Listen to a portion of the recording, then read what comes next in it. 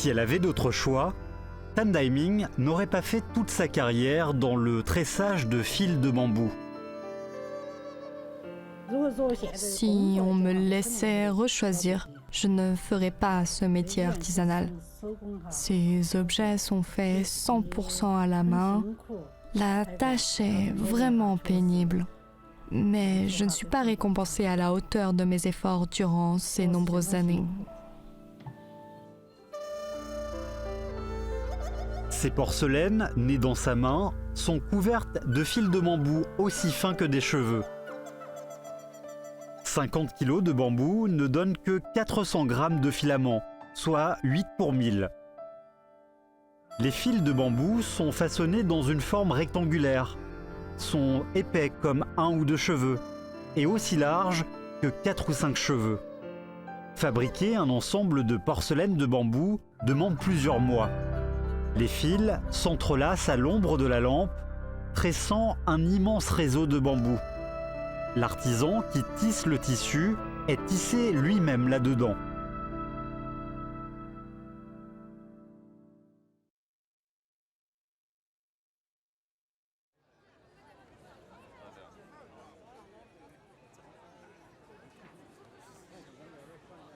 Fin janvier 2013. 10 jours avant la fête du printemps, pour les commerçants travaillant hors de leur province, l'heure est venue de rentrer chez soi. Tan se rend au marché de Gros pour acheter un service à thé en céramique blanc. Voici le marché de Gros de Rehuache, à la porte nord de Chengdu. C'était autrefois la plus grande foire au sud-ouest de la Chine. Ce marché, fondé au début des années 80, a été le témoin des vicissitudes de la réforme et de l'ouverture chinoise. Mais avec l'expansion urbaine, sa cohue et sa saleté ne sont plus compatibles avec le nouveau goût des citadins. Une fois le nouvel an chinois passé, il sera démoli complètement. Ces derniers jours, les marchands bradent leurs articles invendus avant de déménager. Tan souhaite conclure une bonne affaire ici. Où sont vendues les porcelaines? Nulle part. Ces magasins sont tous fermés. Tous?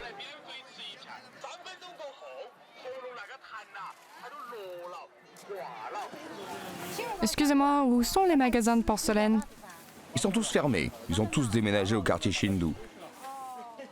D'accord, merci. La porcelaine blanche est un élément essentiel pour l'art artisanal de Tan. Il s'agit d'enrober le corps céramique de fils de bambou tissé. Cette couverture, à fort attrait esthétique, peut aussi protéger la porcelaine du choc et l'isoler de la chaleur. Tan veut réaliser une œuvre artisanale reflétant sa virtuosité. La culture de thé étant en vogue, elle veut fabriquer un service à thé kung-fu digne d'un prix élevé. À défaut d'avoir un canal d'achat fixe, Tan doit se rendre en personne au marché quand elle en a besoin. N'ayant rien obtenu hier au marché Rehuache, elle revient aujourd'hui à la foire du thé. Y a-t-il des porcelaines blanches? Non, pas de porcelaine en blanc pur. La plupart sont vernis en bleu et blanc. La patronne explique que la majorité des clients préfèrent acheter des services à thé décorés de motifs ou à texture spéciale. La demande pour la porcelaine blanche est assez rare. C'est pourquoi ils ne stockent guère de céramique blanche. On dirait qu'il est de plus en plus difficile de dénicher une céramique blanche immaculée et de bonne qualité. Vous avez une théière du même style que cette tasse pour la sortir. Malheureusement, Tan ne peut qu'assembler un service à thé avec des porcelaines blanches dispersées en vrac ici.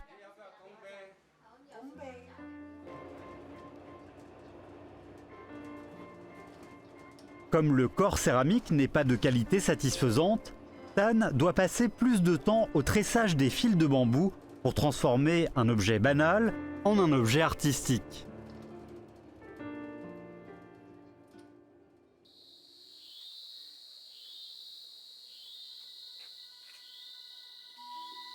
Le Sichuan abonde en bambou. Il y a 100 ans, les produits en bambou étaient indispensables pour la vie. La technique du tressage des fils de bambou à porcelaine a été inventée par l'artisan Zhang Guozhang. Pour perfectionner la technique primitive, recourant à de grosses lanières, Zhang les a émincés pour obtenir des filaments de bambou tout mous. Puis, il a pris les porcelaines et lacs pour l'ossature et y a appliqué une décoration extérieure à fil de bambou. Ainsi est né le tressage de bambou sur une coque d'assises comme support. Ces objets de bambou, qui étaient seulement indispensables au quotidien auparavant, sont devenus à la fois pratiques et élégants et figurent parmi les beaux-arts. Leur fabrication nécessite des fils de bambou de qualité qui proviennent principalement du bourg Pingle de la ville de Zhonglai, située à 1 heure de voiture de Chengdu. Il y a quelques années, Tan a acheté un atelier d'ici. Pour nous montrer les procédés complets de fabrication, elle et son mari nous amènent à l'atelier. Les maîtres nous accompagnent cueillir du bambou dans la montagne.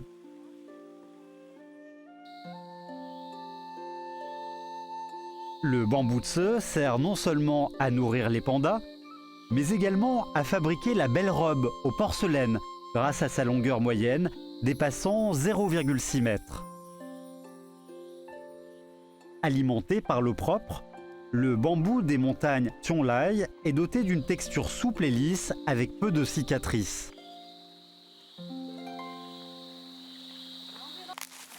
Normalement, on sélectionne les bambous sans moucheture. Celui-là ne va pas à cause de ces taches-là. Celui-là est trop jeune, il a moins d'1 an. Ça ne convient pas non plus. Une fois choisi, il reste à tirer ces cannes doucement sans les abîmer. Leur couleur changera avec l'usure.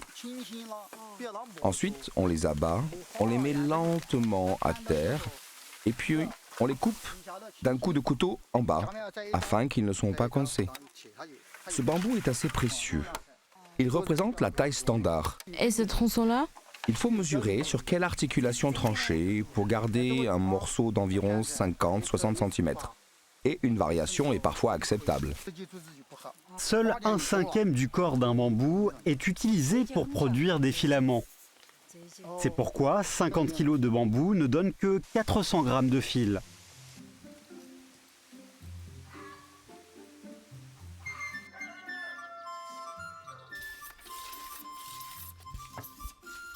L'écorce bleu-vert du bambou cueilli sera raclée avant qu'il ne s'assèche. Une fois séchées, les plaques de bambou seront colorées par grillage. On enduit la surface du bambou d'acide sulfurique dilué et on le chauffe vite au feu à haute température. Ensuite, on fend les plaques plus finement et on détache le surplus à l'aide de la machine. Enfin, on les trempe au solvant de chaux à basse densité durant 1 semaine. La couleur légèrement rouge après le grillage ainsi restera. On peut aussi teindre les filaments de bambou avec des colorants en cas de besoin. La technique Tsibo signifie qu'on dépouille les bambous avec un couteau et qu'on macère dans l'eau leur écorce qui servira de matière première. Au bout de quelques jours, elle tombera au fond et aura une épaisseur homogène. Ensuite, on fait plusieurs petites fissures au bout de la plaque avec une lame tranchante et on la frotte pour faire sortir les filaments du bambou. Enfin, on cisèle ces filaments avec un outil nommé Unda afin de standardiser leur forme. C'est l'ensemble du processus.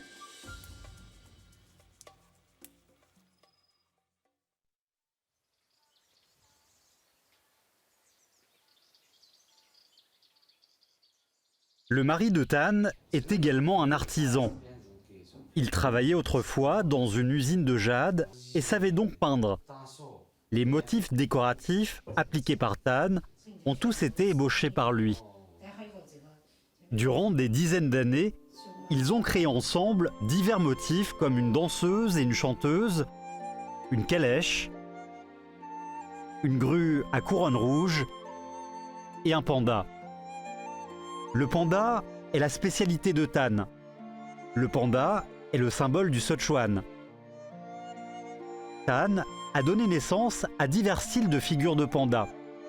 Pour produire des œuvres emblématiques, Tan s'est focalisé sur le panda qui lui est le plus familier.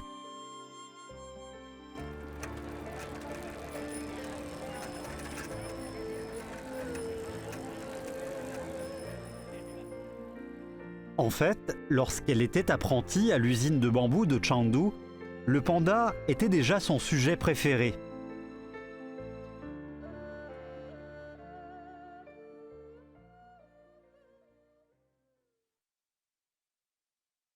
À l'occasion de la foire Banama du Pacifique, qui s'est tenue à San Francisco en 1915, les porcelaines enveloppées de fils de bambou du Sichuan ont décroché la médaille d'argent et ont ainsi pu avoir une réputation mondiale.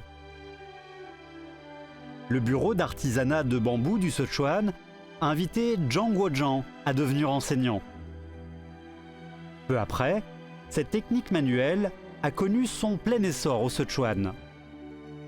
En 1929, Lin Shaoxin, originaire de Guanghan, s'est rendu à Chengdu pour apprendre auprès d'un certain Liu, disciple de Zhang.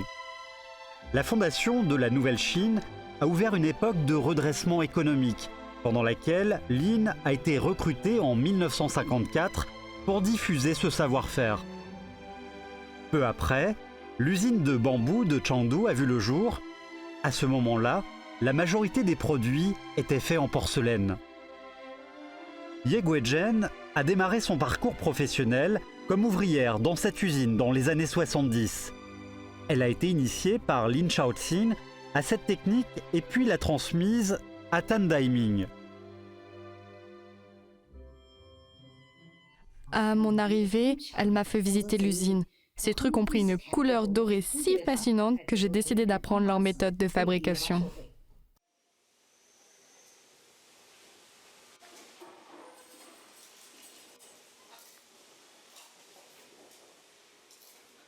« 30 ans ont passé en un clin d'œil.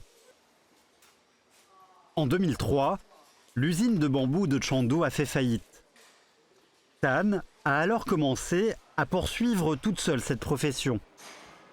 Elle a loué une boutique d'environ 10 mètres carrés au marché d'antiquités pour vendre ses propres œuvres. Mais durant quelques années, ses affaires n'ont pas marché comme prévu.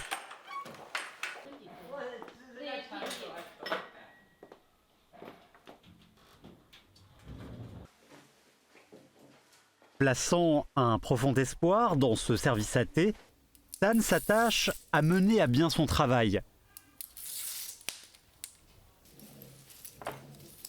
Ces tranches d'écorce sont aussi fines qu'une aile de cigale. Elle sépare soigneusement les filaments et puis ajuste l'espace entre les deux tranchants afin de réduire à moins de 0,5 mm la largeur du fil repassé. Ensuite, Tan commence à tailler les lanières de bambou rangées verticalement en fonction des dimensions de la porcelaine. Elle veille à rétrécir le milieu des fils pour qu'ils s'unissent harmonieusement en bas.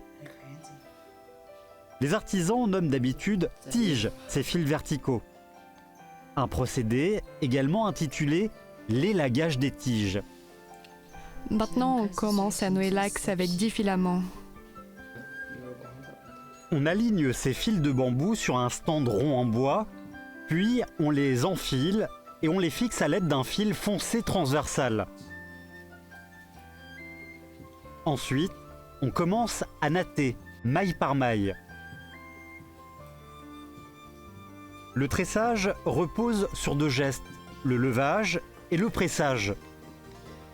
Différentes méthodes débouchent sur différentes structures.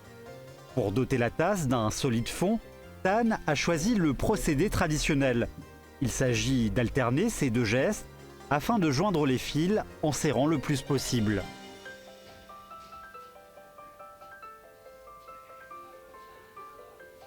Ces fils enroulés au fond forment enfin un disque autour duquel les fils verticaux rayonnent de manière clairsemée dans tous les sens. C'est l'heure d'y ajouter des tiges, c'est-à-dire de nouveaux fils verticaux. Avant cette étape, il faut également tailler les lanières de bambou. On insère maintenant des tiges. Il faut tailler la partie supérieure du fil en forme de graines de tournesol. Cet ajout de fils verticaux a permis d'agrandir l'ampleur du tressage. La longueur des fils étant limitée, une fois un fil usé, on en ajoute un autre. Cacher avec astuce les bouts des fils ajoutés sous des fils verticaux relativement larges, cette démarche s'appelle dissimuler la tête. Par la suite, on continue à tisser quelques mailles afin d'y intégrer les fils nouvellement ajoutés.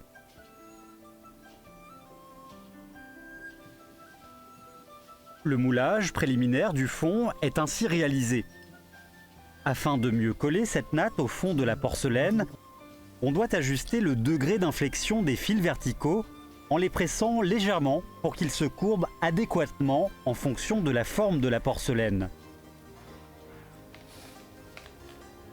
Ces fils de bambou, épousant le profil de la porcelaine, relient naturellement le fond et la paroi. En serrant plus fort les fils, cela aidera à accentuer son contour.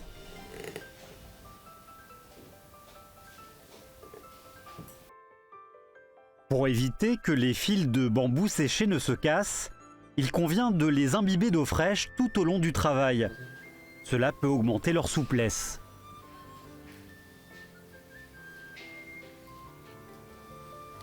Les fils tissés se marient bien avec le corps de la porcelaine, jetant ainsi une base solide à l'habillage de la paroi.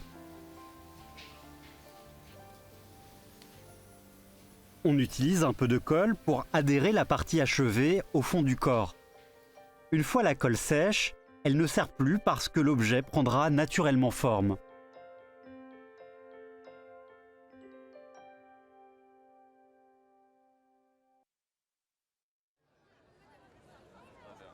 À l'été 1979, Lin Shaoxing s'est rendu à Pékin en tant qu'un des 100 artisans les plus distingués du pays. Son cœur était rempli d'émotion et de fierté. Le fait qu'un artisan puisse poser en photo avec des dirigeants d'État à l'Assemblée populaire nationale était inimaginable dans le passé. Lin nageait donc en plein bonheur.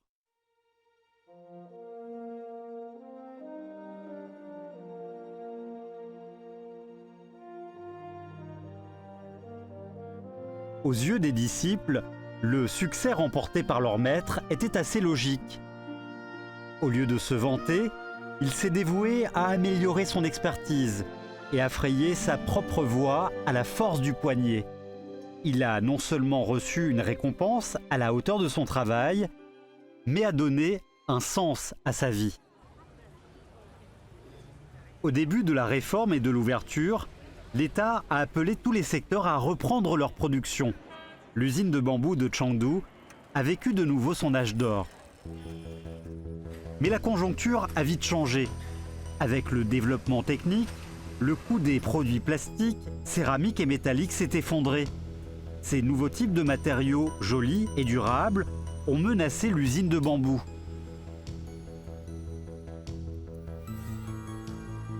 Après l'an 2000, de nombreuses usines d'artisanat ont fait faillite ou ont subi une reconversion.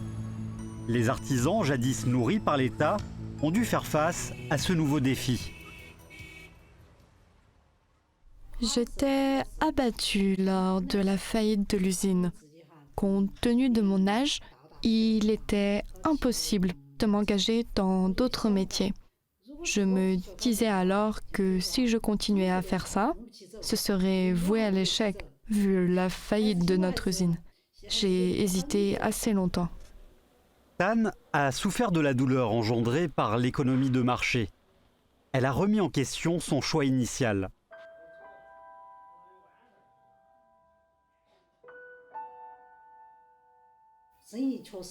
Mon business n'avançait pas bien. J'ai pensé à l'abandonner, mais mon mari m'a redonné courage, d'autant que je n'avais pas d'autre choix.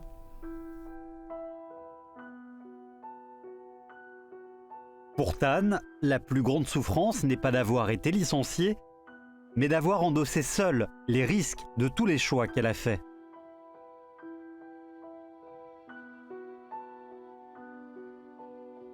Elle imaginait tout le temps que ses efforts seraient récompensés par une belle vie, tout comme ses maîtres.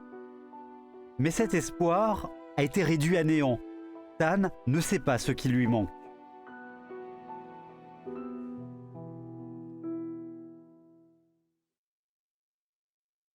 Après 30 ans de pratique, Tan maîtrise la technique du tressage léguée par ses maîtres et a même surpassé ces derniers.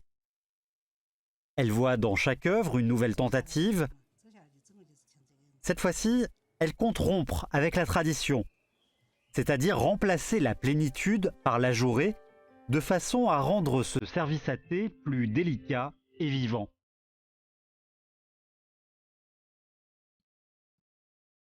Après le tressage des raies onduleuses, Tan coupe le surplus des fils et y implante des filaments plus minces. Elle modifie ensuite leur arrangement pour dépeindre des pandas et des feuilles de bambou.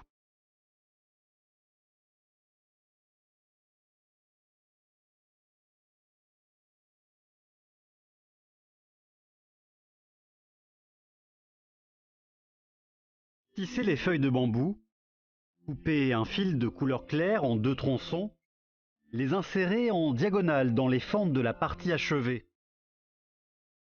Laissez ces 2 fils en dehors sans les cacher sous les fils horizontaux lors du tressage des mailles suivantes.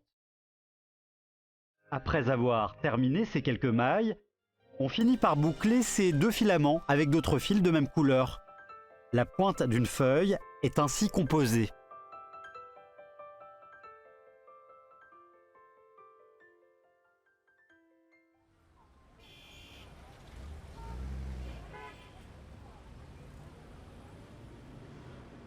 Pour améliorer la réputation de ses œuvres, Tan a participé à l'exposition des objets artisanaux du patrimoine culturel immatériel, initiée par l'Agence provinciale pour les affaires culturelles du Sichuan. Aujourd'hui, Tan, habituée à prendre le bus, se rend à la salle d'expo en taxi avec ses 3 œuvres récemment achevées. En chemin, elle discute avec le chauffeur de leur métier. Voilà, l'artisan exerce un métier gourmand en temps et en énergie. Il ne faut jamais avoir cette idée. Tout travail est important. Le choix du métier dépend de nos propres compétences. Les talents high-tech font sans doute des choses de haut niveau, mais il faut mesurer son vol à la taille de ses ailes.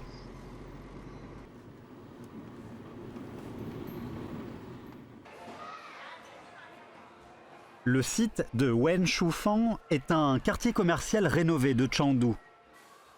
Le gouvernement souhaite qu'il devienne un haut lieu rassemblant les objets artisanaux. Les exploitants y organisent des expositions artistiques et invitent beaucoup d'artisans à y installer des boutiques.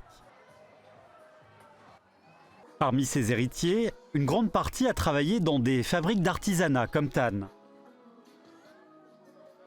Ici, bien des artisans ont vu leurs affaires s'épanouir sous une gestion avisée. Leurs conditions de vie se sont améliorées progressivement. Il y a un an, Tan a été invitée elle aussi à tenir un commerce ici. Elle a évalué l'investissement potentiel de l'ordre de 5 000 à 6 000 yuan par mois. Mais pourrait-elle couvrir ses coûts et faire des bénéfices? Elle n'en était pas sûre à l'époque. Une incertitude qui l'a fait reculer. Tan n'a pas fait ce pas en avant, mais quand elle a voulu revenir ici, ce quartier avait déjà gagné en réputation et en envergure. Le loyer, qui s'accroît d'année en année, a multiplié les risques d'investissement, de quoi rendre Tan beaucoup plus perplexe.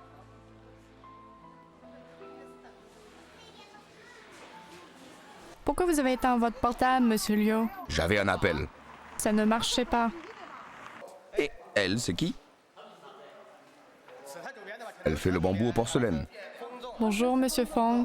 Ces 2 placards me sont réservés? Oui, oui, oui, oui, oui. Bon, alors ces 2 placards?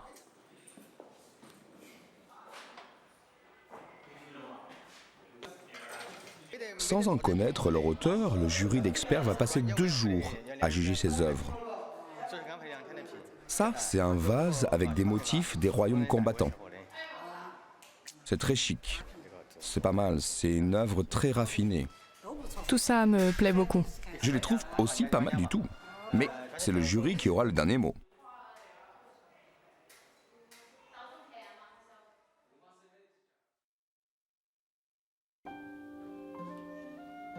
La composition des motifs est l'étape la plus complexe du procédé.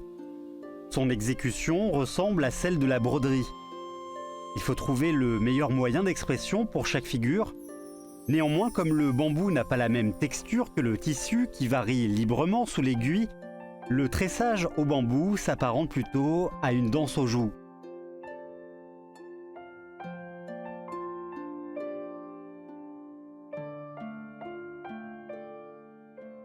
Ça, c'est le tressage du bambou de Sichuan.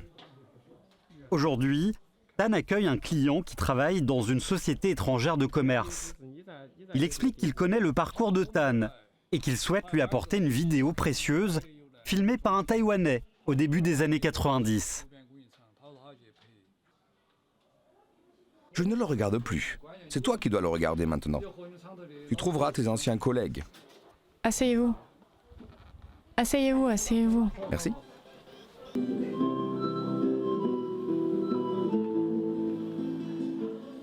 Cet objet a été fait par notre usine. Ah, je comprends mieux maintenant. Ce sont des services à thé doré, des assortiments complets, une couleur d'or éclatante, très agréable aux yeux. On m'a même dit que seule votre usine pouvait faire ces produits. C'est vraiment très fort, hein. La technique du tressage de Chengdu a une caractéristique, c'est que les jointures sont parfaitement cachées. Alors, cette porcelaine enrobée de fils de bambou, c'est une spécialité de Chengdu? Oui, c'est ça. À la vue de l'ancien chef d'usine, Tan a des sentiments mitigés.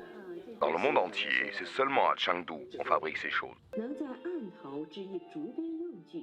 La dernière phrase de la vidéo suscite leur attention.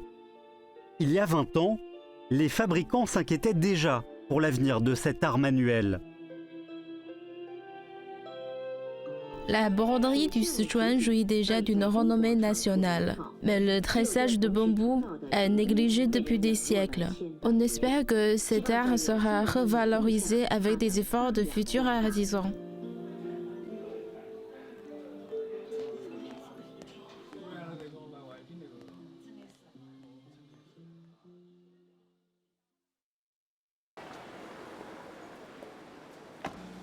Le 3 février, 6 jours avant la veille du Nouvel An, l'exposition d'art est inaugurée et les résultats du jury vont rapidement être dévoilés. Sur les stands, il y a de la broderie, le lac et l'estampe de Nouvel An, mais aussi le Inhuase et de la broderie des ethnies Tsiang et tibétaines qui représentent le savoir-faire artisanal folklorique typique du Sichuan.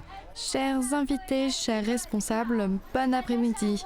La première édition de l'exposition artisanale du patrimoine culturel immatériel de Wensufang est maintenant ouverte. Je vous remercie de votre présence, je vous laisse la visiter à votre convenance.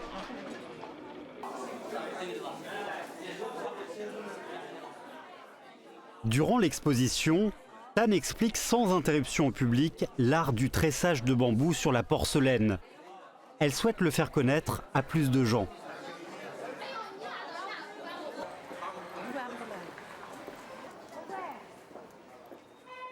Avant la cérémonie d'attribution des prix, Tan aborde quelques artisans propriétaires des magasins à Wenshufang.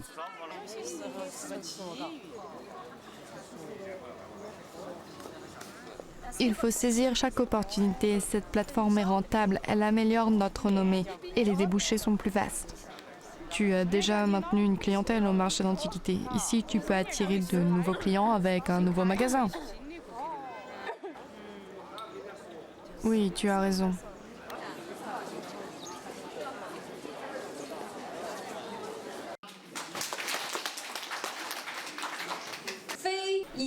Les lauréats de la médaille d'or de l'expo artisanale sont les suivants. L'auteur de l'ouvrage brodé Phoenix Epiwan, M. He Bin. Pour l'artisanat de bambou, l'auteur de l'Avaroquetsivara invisible, Wang Xue. L'auteur du vase au collège d'Erhan, Tan Taiming. L'auteur du portrait des nobles dames, He Sumei.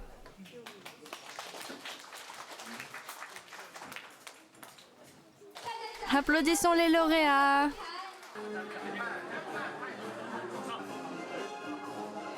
Malgré sa confiance, les œuvres qu'elle a achevées avec soin ne sont couronnées que d'une médaille de bronze.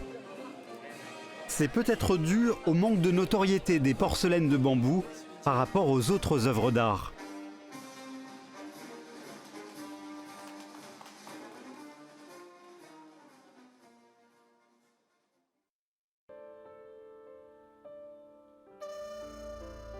De retour dans sa boutique, Tan reprend le travail sur son service à thé. Le tressage des pandas est le plus pénible. Il s'appuie sur la dextérité et la patience des artisans. Tan doit consacrer au moins une semaine pour broder un panda.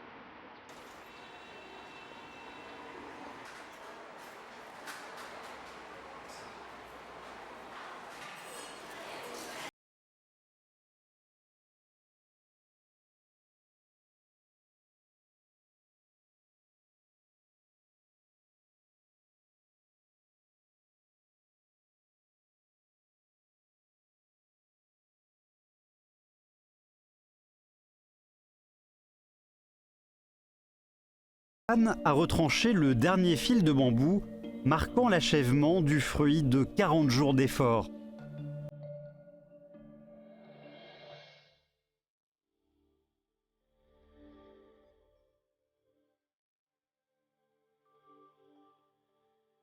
Cette collection, d'une apparence cohérente, est embellie par des motifs en relief.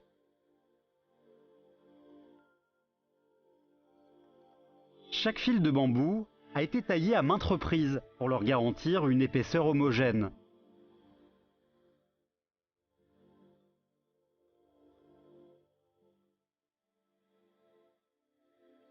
L'artisan a adopté diverses techniques: lever, presser, cacher, briser et assembler. Ce chef-d'œuvre est une création à la fois concrète et abstraite, riche en figures animées.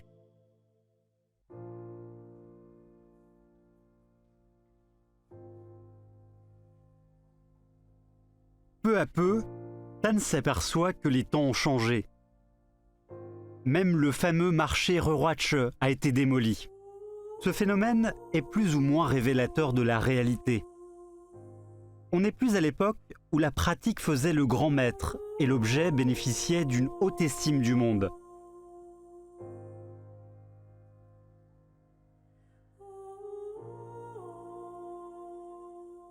Si elle avait d'autres choix, Tan Daiming ne ferait plus du tressage de fils de bambou son métier.